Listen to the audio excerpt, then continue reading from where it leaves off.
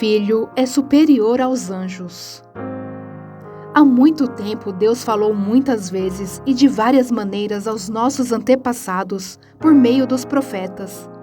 Mas nesses últimos dias falou-nos por meio do Filho, a quem constituiu herdeiro de todas as coisas e por meio de quem fez o universo. O Filho é o resplendor da glória de Deus e a expansão exata do seu ser, sustentando todas as coisas por sua palavra poderosa.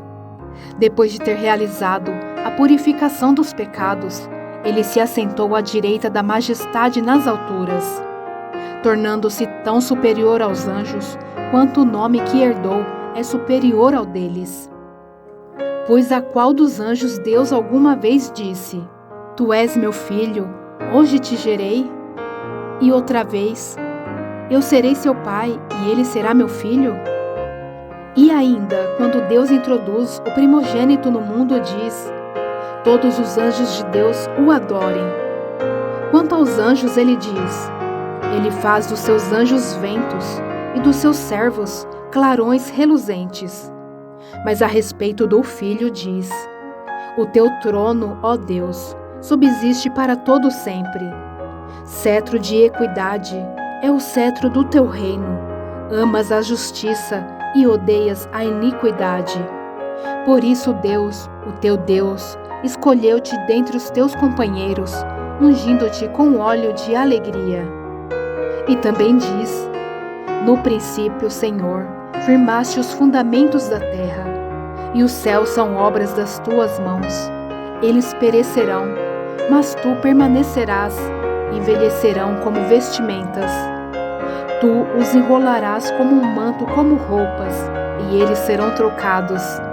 Mas tu permaneces o mesmo, e os teus dias jamais terão fim. A qual dos anjos Deus alguma vez disse: Senta-te à minha direita, até que eu faça dos teus inimigos um estrado para os teus pés? Os anjos não são todos eles espíritos ministradores, enviados para servir aqueles que hão de herdar a salvação? O perigo da negligência. Por isso, é preciso que prestemos maior atenção ao que temos ouvido, para que jamais nos desviemos. Porque se a mensagem transmitida por anjos provou a sua firmeza, e toda transgressão e desobediência recebeu a devida punição, como escaparemos se negligenciarmos tão grande salvação? Esta salvação, primeiramente anunciada pelo Senhor, foi-nos confirmada pelos que a ouviram. Deus também deu testemunho dela por meio de sinais, maravilhas, diversos milagres e dons do Espírito Santo, distribuídos de acordo com a sua vontade. Jesus é feito semelhante a seus irmãos. Não foi a anjos que ele sujeitou o mundo que há de vir, a respeito do qual estamos falando, mas alguém em certo lugar testemunhou dizendo: Que é o homem, para que com ele te importes, e o filho do homem, para que com ele te preocupes? Tu o fizeste um pouco menor do que os anjos, e o coroaste de glória e de honra. Tudo o sujeitaste debaixo dos seus pés. Ao lhe sujeitar todas as coisas, nada deixou que não lhe estivesse sujeito. Agora, porém, ainda não vemos que todas as coisas lhe estejam sujeitas.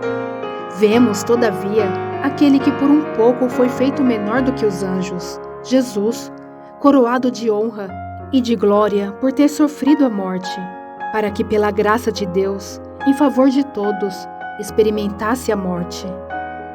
Ao levar muitos filhos à glória, convinha que Deus, por causa de quem e por meio de quem tudo existe, tornasse perfeito, mediante o sofrimento, o autor da salvação deles. Ora, tanto o que significa quanto os que são santificados provém de um só. Por isso Jesus não se envergonha de chamá-los irmãos. Ele diz: Proclamei o teu nome a meus irmãos, na assembleia te louvarei, e também nele porei a minha confiança. Novamente ele diz: Aqui estou com os filhos que Deus me deu. Portanto, visto que os filhos são pessoas de carne e sangue, ele também participou dessa condição humana, para que por sua morte derrotasse aquele que tem o poder da morte, isto é, o diabo, e libertasse aqueles que durante toda a vida estiveram escravizados pelo medo da morte. Pois é claro que não é a anjos que ele ajuda, mas aos descendentes de Abraão. Por essa razão era necessário que ele se tornasse semelhante a seus irmãos, em todos os aspectos, para se tornar sumo sacerdote, misericordioso e fiel com relação a Deus, e fazer propiciação pelos pecados do povo. Porque, tendo em vista o que ele mesmo sofreu, quando tentado, ele é capaz de socorrer aqueles que também estão sendo tentados. Jesus é superior a Moisés. Portanto, santos irmãos, participantes do chamado celestial, fixem os seus pensamentos em Jesus, apóstolo e sumo sacerdote que confessamos. Ele foi fiel àquele que o havia constituído, assim como Moisés foi fiel em toda a casa de Deus. Jesus foi considerado digno de maior glória do que Moisés, da mesma forma que o construtor de uma casa tem mais honra do que a própria casa. Pois toda casa é construída por alguém, mas Deus é o edificador de tudo. Moisés foi fiel como servo em toda a casa de Deus, dando testemunho do que haveria de ser dito no futuro. Mas Cristo é fiel como filho sobre a casa de Deus, e esta casa somos nós, se é que nos apegamos firmemente à confiança e à esperança da qual nos gloriamos. Advertência contra a incredulidade. Assim como diz o Espírito Santo: hoje, se vocês ouvirem a sua voz, não endureçam o coração, como na rebelião, durante o tempo da provação no deserto, onde os seus antepassados me tentaram, pondo-me à prova, apesar de durante 40 anos terem visto o que eu fiz. Por isso fiquei irado contra aquela geração e disse: o seu coração está sempre se desviando e eles não reconheceram os meus caminhos. Assim jurei na minha ira: jamais entrarão no meu descanso. Cuidado, irmãos, para que nenhum de vocês tenha coração perverso e incrédulo, que se afaste do Deus vivo. Ao contrário, encorajem-se uns aos outros todos os dias, durante o tempo que se chama hoje, de modo que nenhum de vocês seja endurecido pelo engano do pecado, pois passamos a ser participantes de Cristo, desde que, de fato, nos apeguemos até o fim à confiança que tivemos no princípio. Por isso é que se diz: se hoje vocês ouvirem a sua voz, não endureçam o coração, como na rebelião. Quem foram os que ouviram e se rebelaram? Não foram todos os que Moisés tirou do Egito? Contra quem Deus esteve irado durante 40 anos?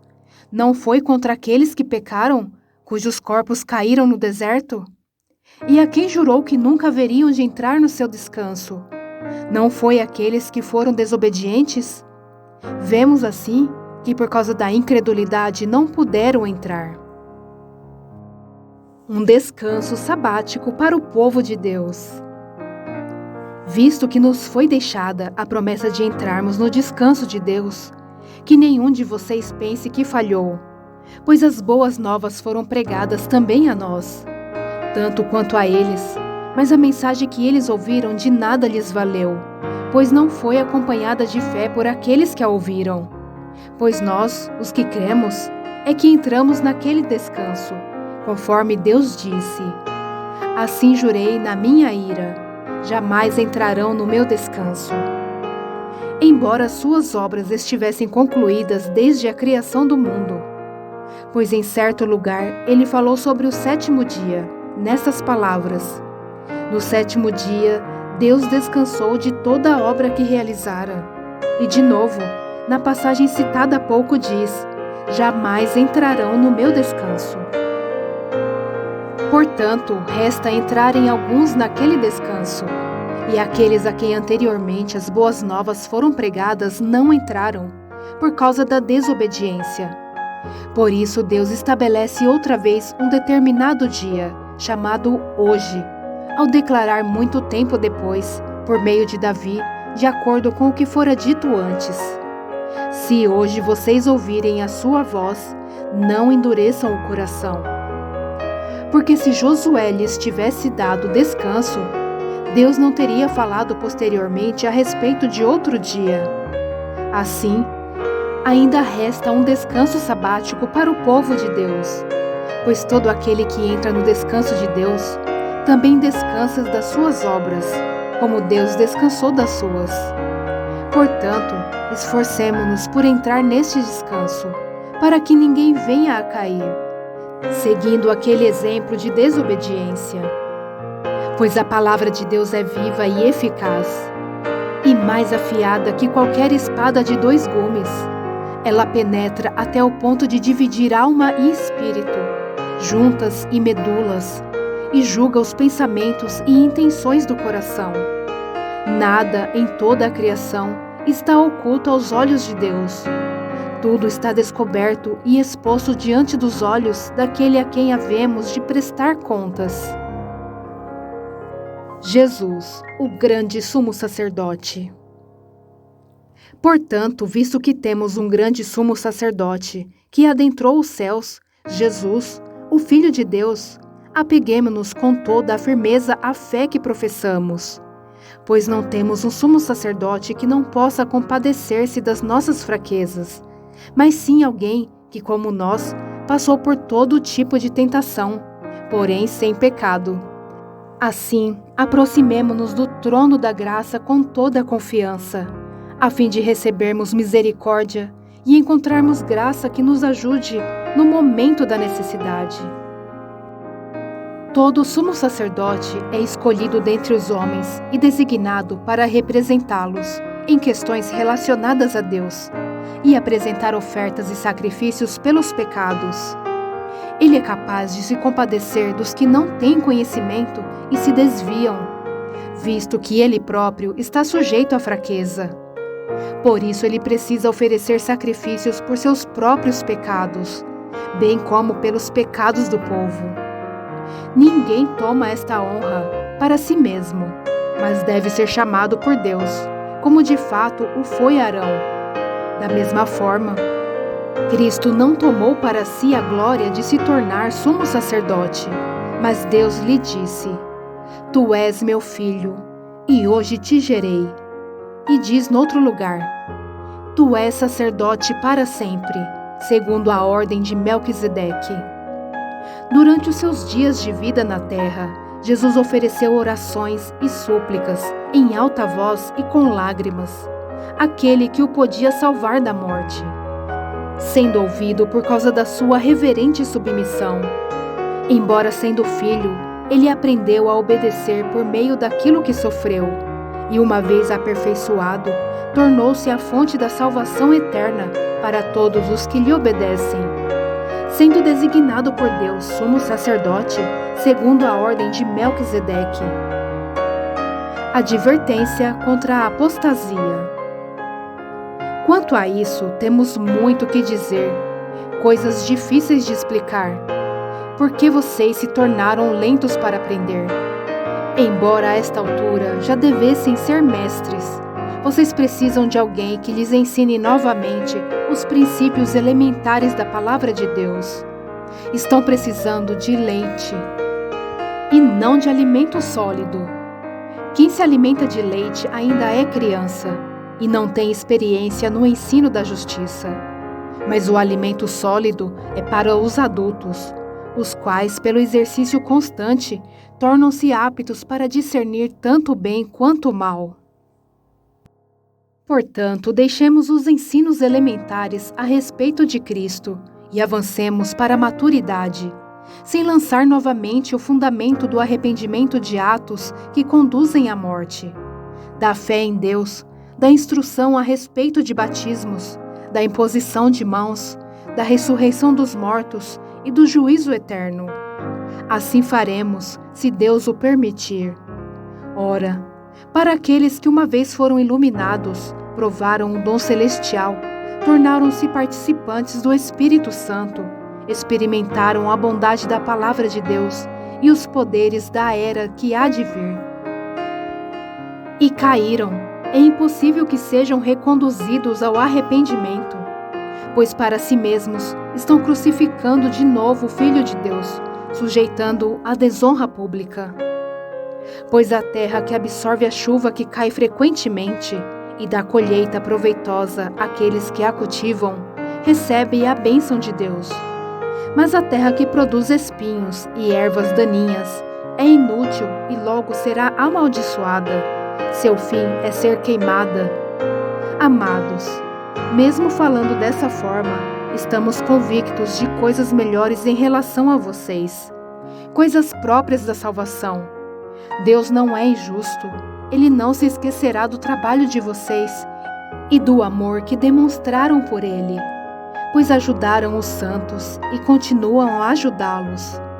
Queremos que cada um de vocês mostre essa mesma prontidão até o fim, para que tenham a plena certeza da esperança, de modo que vocês não se tornem negligentes, mas imitem aqueles que por meio da fé e da paciência recebem a herança prometida. A certeza da promessa de Deus. Quando Deus fez a promessa a Abraão, por não haver ninguém superior por quem jurar, jurou por si mesmo, dizendo: Esteja certo de que o abençoarei e farei numerosos os seus descendentes. E foi assim que, depois de esperar pacientemente, Abraão alcançou a promessa. Os homens juram por alguém superior a si mesmos, e o juramento confirma o que foi dito, pondo fim a toda discussão, querendo mostrar de forma bem clara a natureza imutável do seu propósito para com os herdeiros da promessa. Deus o confirmou com juramento, para que por meio de duas coisas imutáveis nas quais é impossível que Deus minta, sejamos firmemente encorajados, nós que nos refugiamos nele, para tomar posse da esperança a nós proposta. Temos esta esperança como âncora da alma, firme e segura, a qual adentra o santuário interior, por trás do véu, onde Jesus, que nos precedeu, entrou em nosso lugar, tornando-se sumo sacerdote para sempre, segundo a ordem de Melquisedeque. O sacerdote Melquisedeque. Esse Melquisedeque, rei de Salém e sacerdote do Deus Altíssimo, encontrou-se com Abraão quando este voltava, depois de derrotar os reis, e o abençoou. E Abraão lhe deu o dízimo de tudo. Em primeiro lugar, seu nome significa Rei de Justiça. Depois, Rei de Salém, quer dizer Rei de Paz. Sem pai, sem mãe, sem genealogia, sem princípio de dias nem fim de vida, feito semelhante ao Filho de Deus, ele permanece sacerdote para sempre. Considerem a grandeza deste homem. Até mesmo o patriarca Abraão lhe deu o dízimo dos despojos. A lei requer dos sacerdotes dentre os descendentes de Levi que recebam o dízimo do povo, isto é, dos seus irmãos, embora estes sejam descendentes de Abraão. Este homem, porém, que não pertencia à linhagem de Levi, recebeu os dízimos de Abraão e abençoou aquele que tinha as promessas. Sem dúvida alguma, o inferior é abençoado pelo superior. No primeiro caso, quem recebe o dízimo são os homens mortais. No outro caso, é aquele de quem se declara que vive.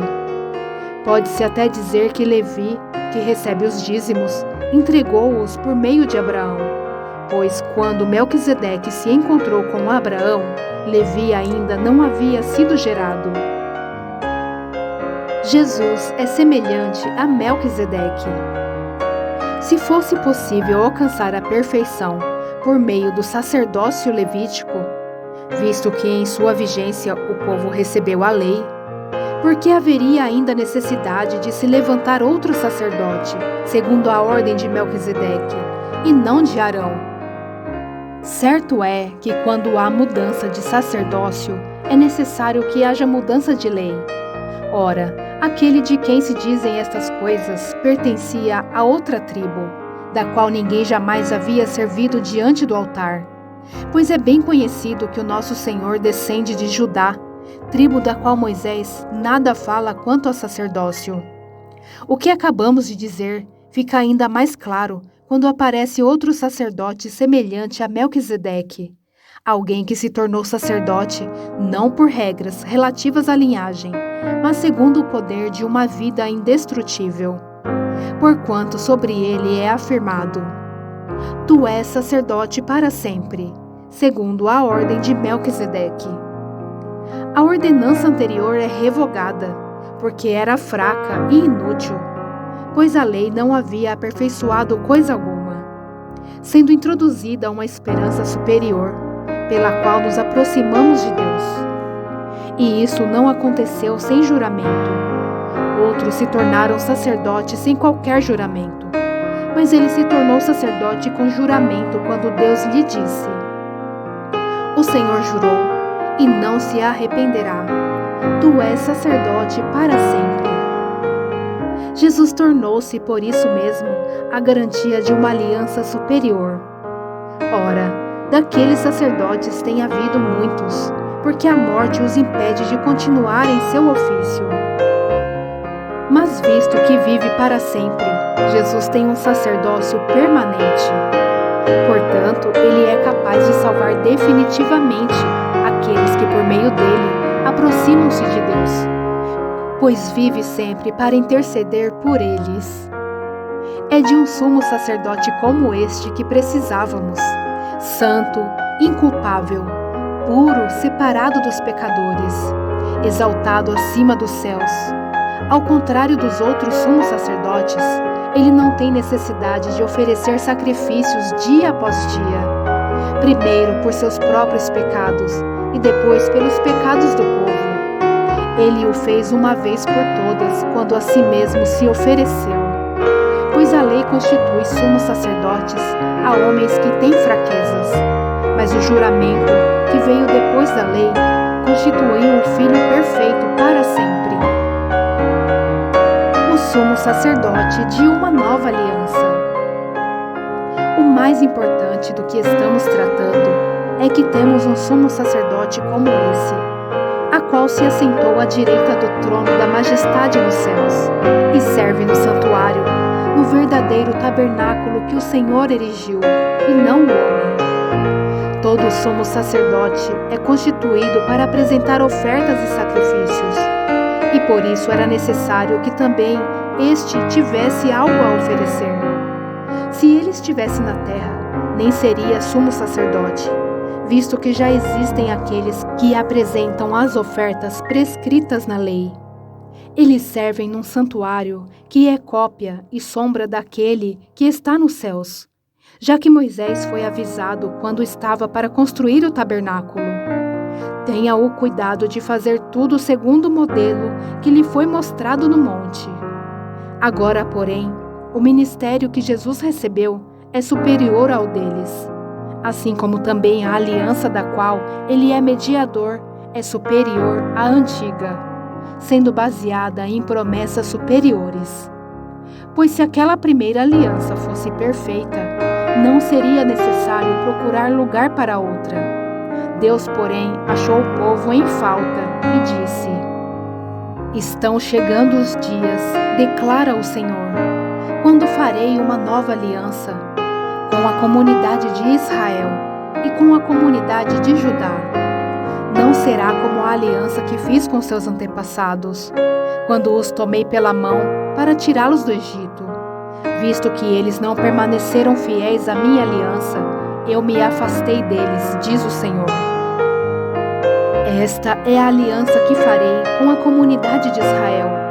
Depois daqueles dias, declara o Senhor, porei minhas leis em sua mente e as escreverei em seu coração. Serei o seu Deus e eles serão o meu povo. Ninguém mais ensinará o seu próximo, nem o seu irmão, dizendo: Conheça o Senhor, porque todos eles me conhecerão, desde o menor até o maior, porque eu lhes perdoarei a maldade e não me lembrarei mais dos seus pecados. Chamando nova esta aliança, ele tornou antiquada a primeira, e o que se torna antiquado e envelhecido está a ponto de desaparecer. A adoração no tabernáculo terreno. Ora, a primeira aliança tinha regras para a adoração e também um santuário terreno. Foi levantado um tabernáculo na parte da frente, chamada Lugar Santo. Estavam um candelabro, a mesa e os pães da presença. Por trás do segundo véu havia a parte chamada Lugar Santíssimo, onde se encontravam o altar de ouro para o incenso e a arca da aliança, totalmente revestida de ouro. Nesta arca estavam o vaso de ouro contendo o maná, a vara de Arão, que floresceu, e as tábuas da aliança. Acima da arca estavam os querubins da glória, que com sua sombra cobriam a tampa da arca. A respeito dessas coisas não cabe agora falar detalhadamente.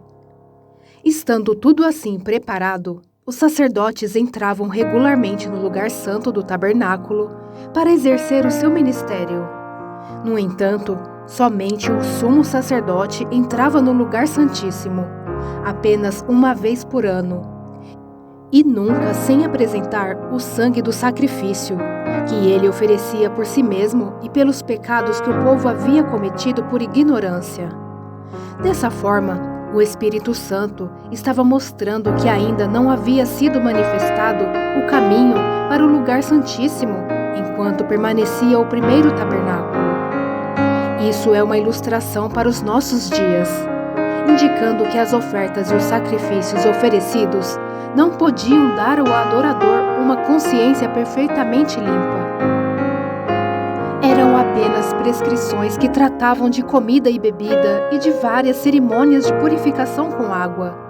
Essas ordenanças exteriores foram impostas até o tempo da nova ordem. O sangue de Cristo.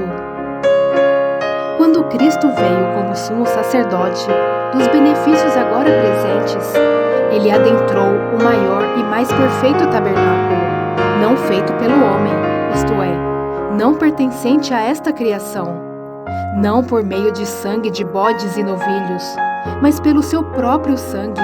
Ele entrou no lugar santíssimo de uma vez por todas e obteve eterna redenção.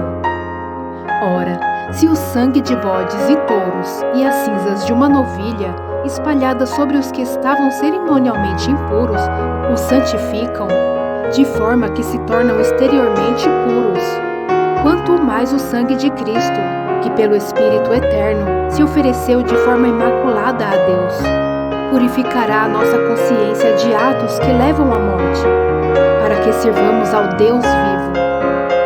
Por essa razão, Cristo é o mediador de uma nova aliança, para que os que são chamados recebam a promessa da herança eterna, visto que ele morreu como resgate pelas transgressões cometidas sobre a primeira aliança. No caso de um testamento, é necessário que se comprove a morte daquele que o fez, pois um testamento só é validado no caso de morte, uma vez que nunca vigora enquanto está vivo quem o fez. Por isso, nem a primeira aliança foi sancionada sem sangue. Quando Moisés terminou de proclamar todos os mandamentos da lei a todo o povo, levou sangue de novilhos e de bodes, e também água, lã vermelha e ramos de hisopo, e aspergiu o próprio livro e todo o povo, dizendo: Este é o sangue da aliança que Deus ordenou que vocês obedeçam. Da mesma forma, aspergiu com o sangue o tabernáculo e todos os utensílios das suas cerimônias. De fato, segundo a lei, quase todas as coisas são purificadas com sangue, e sem derramamento de sangue não há perdão. Portanto, era necessário que as cópias das coisas que estão nos céus fossem purificadas com esses sacrifícios, mas as próprias coisas celestiais com sacrifícios superiores. Pois Cristo não entrou em santuário feito por homens, uma simples representação do verdadeiro, ele entrou nos céus, para agora se apresentar diante de Deus em nosso favor. Não, porém, para se oferecer repetidas vezes, à semelhança do sumo sacerdote que entra no lugar santíssimo todos os anos, com sangue alheio. Se assim fosse, Cristo precisaria sofrer muitas vezes desde o começo do mundo. Mas agora ele apareceu uma vez por todas no fim dos tempos, para aniquilar o pecado mediante o sacrifício de si mesmo. Da mesma forma, como o homem está destinado a morrer uma só vez e depois disso enfrentar o juízo, assim também Cristo foi oferecido em sacrifício uma única vez, para tirar os pecados de muitos, e aparecerá segunda vez, não para tirar o pecado, mas para trazer salvação aos que o aguardam. O sacrifício de Cristo é definitivo. A lei traz apenas uma sombra dos benefícios que hão de vir, e não a sua realidade. Por isso ela nunca consegue, mediante os mesmos sacrifícios repetidos, ano após ano, aperfeiçoar os que se aproximam para adorar. Se pudesse fazê-lo, não deixariam de ser oferecidos? Pois os adoradores, tendo sido purificados uma vez por todas, não mais se sentiriam culpados de seus pecados. Contudo, esses sacrifícios são uma recordação anual dos pecados, pois é impossível que o sangue de touros e bodes tire pecados. Por isso, quando Cristo veio ao mundo, disse: sacrifício e oferta não quiseste, mas um corpo me preparaste. De holocaustos e ofertas pelo pecado não te agradaste. Então eu disse: aqui estou, no livro está escrito a meu respeito. Vim para fazer a tua vontade, ó Deus. Primeiro ele disse: sacrifícios, ofertas, holocaustos e ofertas pelo pecado não quiseste, nem deles te agradaste, os quais eram feitos conforme a lei. Então acrescentou: aqui estou, vim para fazer a tua vontade. Ele cancela o primeiro para estabelecer o segundo. Pelo cumprimento dessa vontade, fomos santificados, por meio do sacrifício do corpo de Jesus Cristo, oferecido uma vez por todas.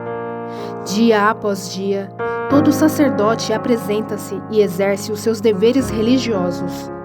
Repetidamente oferece os mesmos sacrifícios, que nunca podem remover os pecados. Mas quando este sacerdote acabou de oferecer, para sempre, um único sacrifício pelos pecados, assentou-se à direita de Deus.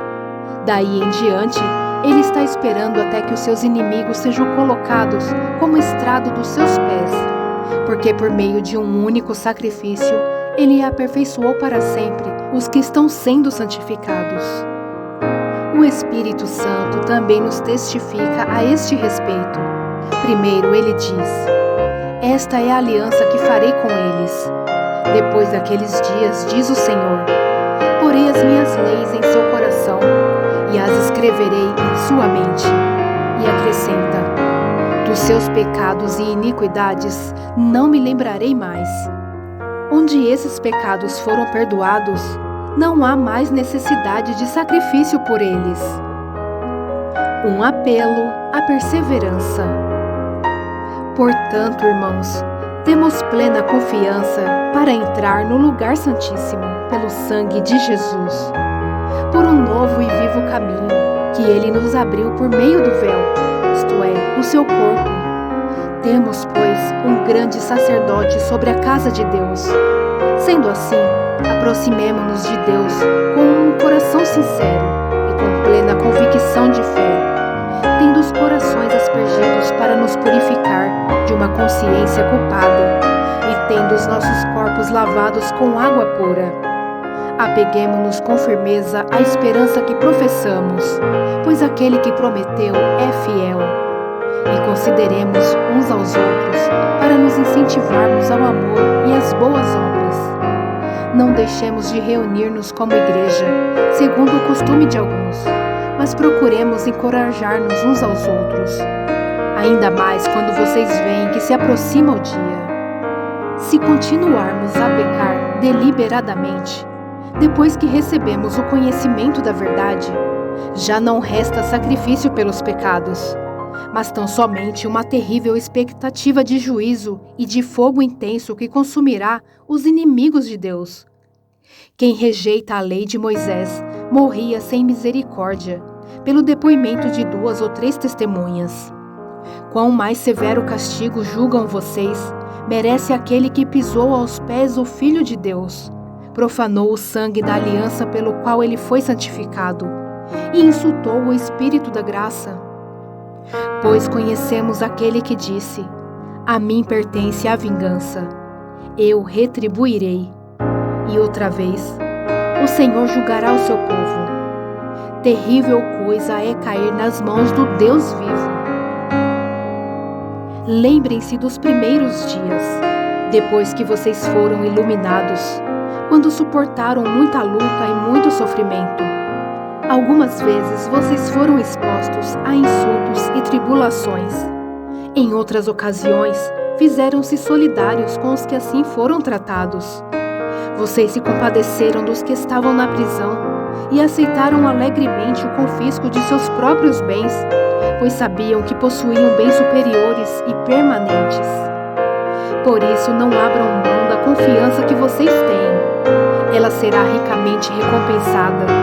Vocês precisam perseverar, de modo que quando tiverem feito a vontade de Deus, recebam o que Ele prometeu, pois em breve, muito em breve, aquele que vem virá e não demorará. Mas o meu justo viverá pela fé, e se retroceder, não me agradarei dele. Nós, porém, não somos dos que retrocedem e são destruídos, mas dos que creem e são salvos. Exemplos de fé. Ora, a fé é a certeza daquilo que esperamos e a prova das coisas que não vemos, pois foi por meio dela que os antigos receberam bom testemunho. Pela fé, entendemos que o universo foi formado pela palavra de Deus, de modo que aquilo que se vê não foi feito do que é visível. Pela fé, Abel ofereceu a Deus um sacrifício superior ao de Caim. Pela fé, ele foi reconhecido como justo, quando Deus aprovou as suas ofertas. Embora esteja morto, por meio da fé, ainda fala. Pela fé, Enoque foi arrebatado, de modo que não experimentou a morte, e já não foi encontrado, porque Deus o havia arrebatado. Pois antes de ser arrebatado, recebeu testemunho de que tinha agradado a Deus.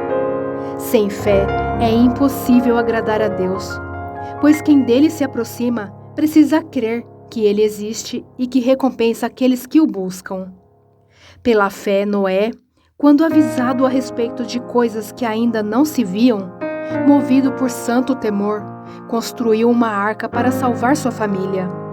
Por meio da fé, ele condenou o mundo e tornou-se herdeiro da justiça, que é segundo a fé. Pela fé, Abraão, quando chamado, obedeceu e dirigiu-se a um lugar que mais tarde receberia como herança, embora não soubesse para onde estava indo. Pela fé, peregrinou na terra prometida como se estivesse em terra estranha. Viveu em tendas, bem como Isaque e Jacó, co-herdeiros da mesma promessa, pois ele esperava a cidade que tem alicerces, cujo arquiteto e edificador é Deus. Pela fé, Abraão e também a própria Sara, apesar de estéril e avançada em idade, recebeu poder para gerar um filho, porque considerou fiel aquele que lhe havia feito a promessa. Assim, daquele homem já sem vitalidade, originaram-se descendentes tão numerosos como as estrelas do céu e tão incontáveis como a areia da praia do mar. Todos estes vieram pela fé e morreram sem receber o que tinha sido prometido. Viram-no de longe e de longe o saudaram, reconhecendo que eram estrangeiros e peregrinos na terra. Os que assim falam mostram que estão buscando uma pátria. Se estivessem pensando naquela de onde saíram, teriam oportunidade de voltar. Em vez disso, esperavam eles uma pátria melhor, isto é, a pátria celestial. Por essa razão, Deus não se envergonha de ser chamado Deus deles e lhes preparou uma cidade. Pela fé, Abraão, quando Deus o pôs à prova, ofereceu Isaque como sacrifício. Aquele que havia recebido as promessas estava a ponto de sacrificar o seu único filho, embora Deus lhe tivesse dito: por meio de Isaque, a sua descendência será considerada. Abraão levou em conta que Deus pode ressuscitar os mortos, e figuradamente recebeu Isaque de volta dentre os mortos. Pela fé, Isaque abençoou Jacó e Esaú, com respeito ao futuro deles. Pela fé, Jacó, à beira da morte, abençoou cada um dos filhos de José e adorou a Deus, apoiado na extremidade do seu bordão. Pela fé, José, no fim da vida, fez menção do êxodo dos israelitas do Egito e deu instruções acerca dos seus próprios ossos.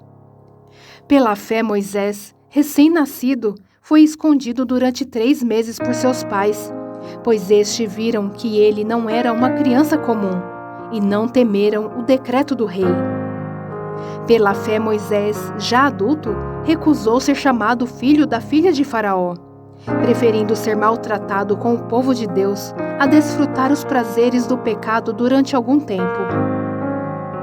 Por amor de Cristo, considerou sua desonra uma riqueza maior do que os tesouros do Egito, porque contemplava a sua recompensa. Pela fé saiu do Egito, não temendo a ira do rei, e perseverou, porque via aquele que é invisível.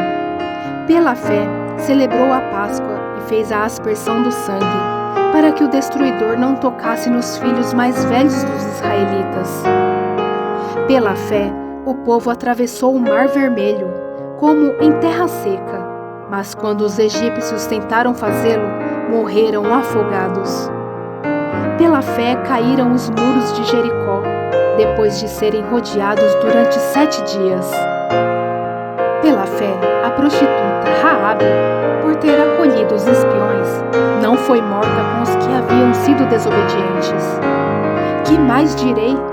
Não tenho tempo para falar de Gideão, Baraque, Sansão, Jefté, Davi, Samuel e os profetas, os quais pela fé conquistaram reinos, praticaram a justiça, alcançaram o cumprimento de promessas, fecharam a boca de leões, apagaram o poder do fogo e escaparam do fio da espada, da fraqueza tiraram força, tornaram-se poderosos na batalha e puseram em fuga exércitos estrangeiros.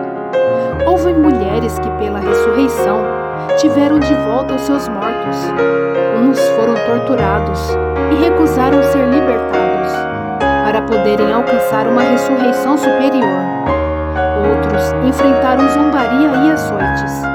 Outros ainda foram acorrentados e colocados na prisão, apedrejados, cerrados ao meio, postos à prova, mortos ao fio da espada. Andaram errantes, vestidos de pele de ovelhas e de cabras, necessitados, afligidos e maltratados. O mundo não era digno deles. Vagaram pelos desertos e montes, pelas cavernas e grutas. Todos estes receberam bom testemunho por meio da fé. No entanto, nenhum deles recebeu o que havia sido prometido. Deus havia planejado algo melhor para nós, para que conosco fossem eles aperfeiçoados. Deus disciplina os seus filhos. Portanto, também nós, uma vez que estamos rodeados por tão grande nuvem de testemunhas, livremo-nos de tudo que nos atrapalha e do pecado que nos envolve, e corramos com perseverança a corrida que nos é proposta, tendo os olhos fitos em Jesus, autor e consumador da nossa fé. Ele, pela alegria que lhe fora proposta, suportou a cruz, desprezando a vergonha, e assentou-se à direita do trono de Deus. Pensem bem naquele que suportou tal oposição dos pecadores contra si mesmo, para que vocês não se cansem nem desanimem. Na luta contra o pecado, vocês ainda não resistiram até o ponto de derramar o próprio sangue. Vocês se esqueceram da palavra de ânimo que ele lhes dirige como a filhos. Meu filho, não despreze a disciplina do Senhor, nem se magoe com a sua repreensão, pois o Senhor disciplina a quem ama e castiga todo aquele a quem aceita como filho. Suportem as dificuldades, recebendo-as como disciplina. Deus os trata como filhos. Ora, qual filho que não é disciplinado por seu pai? Se vocês não são disciplinados, e a disciplina é para todos os filhos, então vocês não são filhos legítimos, mas sim ilegítimos. Além disso, tínhamos pais humanos que nos disciplinavam, e nós os respeitávamos.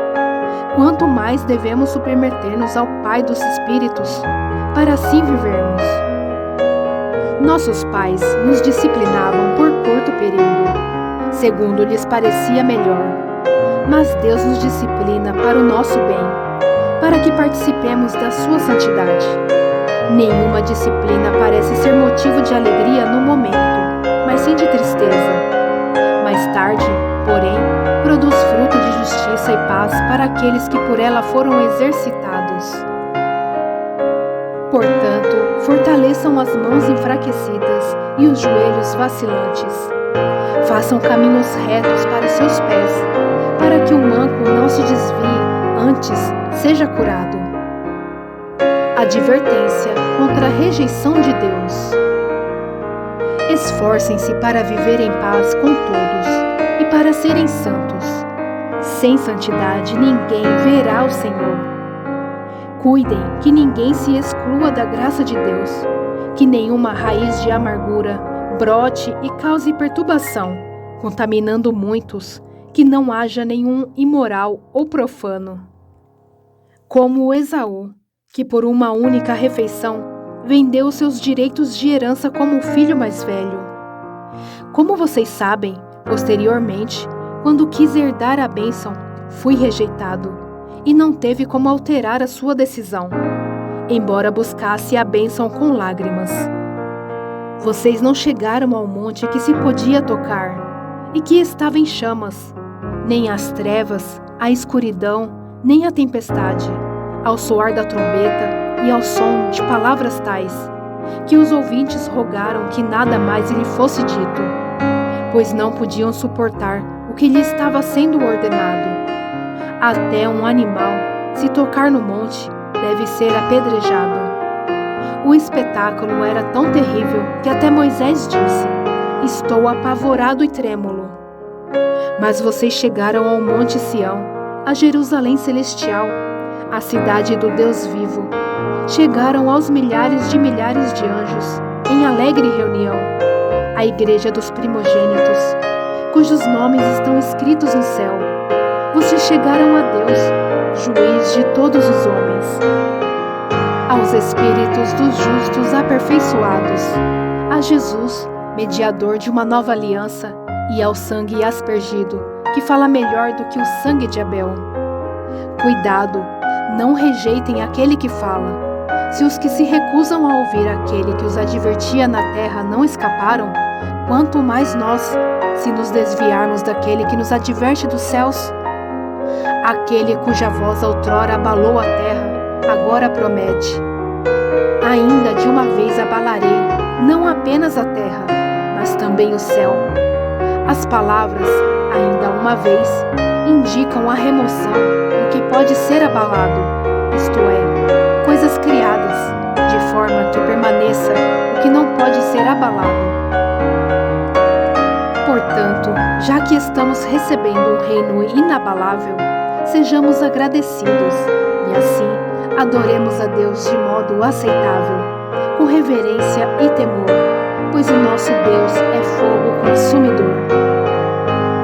Exortações finais. Seja constante o amor fraternal. Não se esqueçam da hospitalidade. Fui praticando-a, que sem o saber, alguns acolheram anjos. Lembrem-se dos que estão na prisão, como se aprisionado com eles. Dos que estão sendo maltratados, como se vocês mesmos estivessem sendo maltratados. O casamento deve ser honrado por todos. O leito conjugal, conservado puro, pois Deus julgará os imorais e os adúlteros. Conservem-se livres do amor ao dinheiro e contentem-se com o que vocês têm, porque Deus mesmo disse: nunca o deixarei, nunca o abandonarei. Podemos, pois, dizer com confiança: o Senhor é meu ajudador, não temerei o que me podem fazer os homens. Lembrem-se dos seus líderes, que lhes falaram a palavra de Deus. Observem bem o resultado da vida que tiveram e imitem a sua fé. Jesus Cristo é o mesmo, ontem, hoje e para sempre. Não se deixem levar pelos diversos ensinos estranhos. É bom que o nosso coração seja fortalecido pela graça, e não por alimentos cerimoniais, os quais não têm valor para aqueles que os comem. Nós temos um altar do qual não têm direito de comer os que ministram no tabernáculo. O sumo sacerdote leva sangue de animais até o lugar santíssimo, como oferta pelo pecado, mas os corpos dos animais são queimados fora do acampamento. Assim, Jesus também sofreu fora das portas da cidade, para santificar o povo por meio do seu próprio sangue. Portanto, saiamos até ele, fora do acampamento, suportando a desonra que ele suportou. Pois não temos aqui nenhuma cidade permanente, mas buscamos a que há de vir. Por meio de Jesus, portanto, oferecemos continuamente a Deus um sacrifício de louvor, que é fruto de lábios que confessam o seu nome. Não se esqueçam de fazer o bem e repartir com os outros o que vocês têm, pois de tais sacrifícios Deus se agrada. Obedeçam aos seus líderes e submetam-se à autoridade deles. Eles cuidam de vocês como quem deve prestar contas. Obedeçam-lhes para que o trabalho deles seja uma alegria e não um peso, pois isso não seria proveitoso para vocês. Orem por nós. Estamos certos de que temos consciência limpa e desejamos viver de maneira honrosa em tudo. Particularmente, recomendo-lhes que orem para que eu lhes seja restituído em breve. O Deus da paz, que pelo sangue da aliança eterna trouxe de volta dentre os mortos o nosso Senhor Jesus, o grande pastor das ovelhas, os aperfeiçoe em todo o bem, para fazerem a vontade dele, e opere em nós o que lhe é agradável, mediante Jesus Cristo, a quem seja a glória para todo o sempre. Amém. Irmãos, peço-lhes que suportem a minha palavra de exortação. Na verdade, o que lhes escrevi é pouco. Quero que saibam que o nosso irmão Timóteo foi posto em liberdade. Se ele chegar logo, irei vê-los com ele. Saúdem a todos os seus líderes e a todos os santos. Os da Itália lhes enviam saudações. A graça seja com todos vocês.